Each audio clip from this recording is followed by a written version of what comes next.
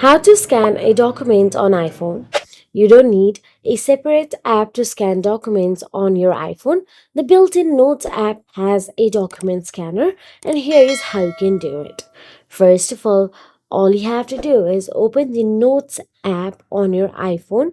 Simply search it on your home screen and tap on it. Now, once inside the Notes app, create a new note. Simply compose button or open an existing note. Then all you have to do is tap on the link icon available there or paperclip icon. From there, tap on the scan document option available there. Now place your document in view of the camera. The scanner will automatically detect and capture it. Or you can press the shutter button to capture manually.